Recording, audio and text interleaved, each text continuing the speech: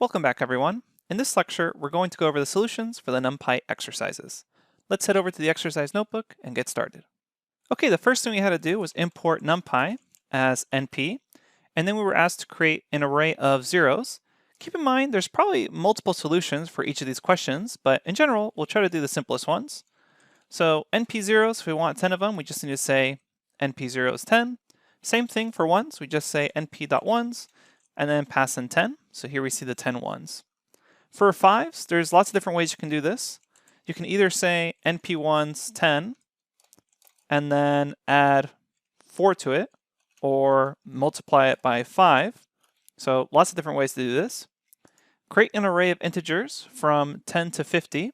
So again, different ways we can do this. One way is to simply use NP arrange and then go from 10 all the way up to, but not including 51, and then that will get you 10 through 50, all the integers there. 6 was to create an array of all the even integers from 10 to 50. Same approach, except this time we'll add in a step size of 2. And here we can see the even numbers. Next, we wanted to create a 3x3 matrix with values ranging from 0 to 8. So different ways we can do this. One way is to first say NP arrange 9, and that will give us the actual values, and then we can call reshape off of this as a 3x3, and there we have 0 through 8. So you can actually stack these sort of method calls, or if you want, you can use assignment as well. So you could say something like array is equal to NP arrange, and then reshape like this, and that's the same thing. So you can either stack them or have them in multiple steps. It's really up to you. Then we wanted to create a 3x3 identity matrix. That's just going to be NPI with a 3. And the next one was to use Numpy to generate a random number between 0 and 1. For that, we simply use np.random.rand, pass in 1, and there's our random number. Next, we wanted to use Numpy to generate 25 random numbers sampled from a standard normal distribution. Remember, that's going to be nprandom.randn 25 for 25 numbers. For this one, we wanted to create this following matrix. So it's a little tricky, but basically you had to realize that we're going from 0.01 to 0.02 to 0.03. So it looks like our step size is 0.01. And there's actually lots of different ways you can do this, but one kind of clever way to do this is by saying NP arrange from 1 to 101. And if you do this, you'll notice you now have the same values, 1, 2, 3, 4, etc., except we're just off by 2 decimal places. So then we could say divide this by 100, and now we have the correct values. Except notice the shape here, this is just a single array, so we can see there's one square bracket, but it looks like we need this in 2 dimensions. So I'm going to assign this as an array, and then I will reshape this to be a 10 by 10. And now we have the same array. And if you want, you can do this all in one step as well, as shown in the solutions notebook. Next, we wanted to create an array of 20 linearly spaced points between 0 and 1. For this, basically just call in space, go from 0 to 1, and ask for 20 points linearly spaced. After that, we had NumPy indexing and selection. So we run this cell, so this is our starting matrix. So we go ahead and run that. So now we've defined this matrix. And next is to write code that reproduces the output shown below. So if we take a look here, we want to grab 12, 13, 14, 15. So it looks like we want to grab this chunk for these 3 rows. So how do we do this? We simply say the matrix object. And for the first one, we're going to start at row 2 and then go all the way to the end. So here I can see I have those last 3 rows.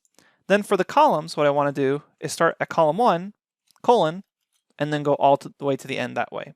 So that now gives me that same block of that NumPy array. Next was to write code that produces the output shown below, which is just a single 20. For this, we simply had to call the index location, which is at row 3, column 4, you get 20. And then finally, this one's a little trickier, but it's to write code that reproduces 2, 7, 12. If we take a look at our original matrix, 2, 7, 12 is right here, 2, 7, 12. So we apply the same logic. We're going to grab all the rows, starting at the beginning, all the way up to row 3. So if we take a look at that, we have the rows that contain 2, 7, 12. And then we actually just want a single column, which you can grab as a slice from 1, colon, all the way up to but not including 2. So that's just going to be 1.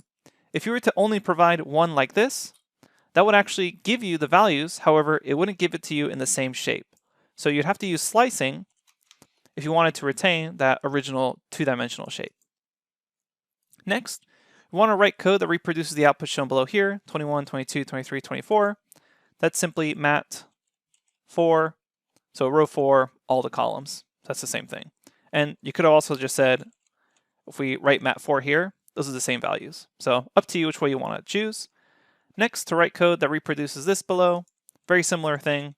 We say from rows 3 to 5, give me all the columns, or you could have said rows 3 to 5 this way. It's the same thing either way.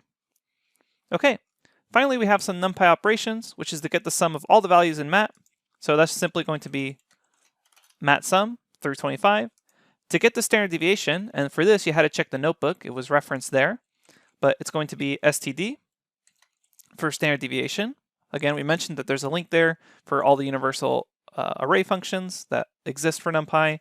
And then to get the sum of all the columns in mat, we simply had to say mat sum axis equal to 0. And then finally, for the bonus question, so we worked a lot with random data of NumPy. Is there a way we can always ensure we get the same random numbers? You can click here for a hint, but we also mentioned this during the lecture, and that's simply to say np.random.seed and then pass in some arbitrary number choice. And then if you're following along with me and you ask for some random number, it should give you this exact number if you run these both in the same cell as I did. Okay, that's it for the NumPy exercises. Don't worry too much if you weren't able to get all the indexing and selection exercise for the two-dimensional arrays. We won't be doing that too often throughout the course. Instead, just focus on the concept of being able to take slices from one-dimensional arrays, since typically our time series data will just be a single one-dimensional array that's timestamped. Thanks, and we'll see you at the next section of the course.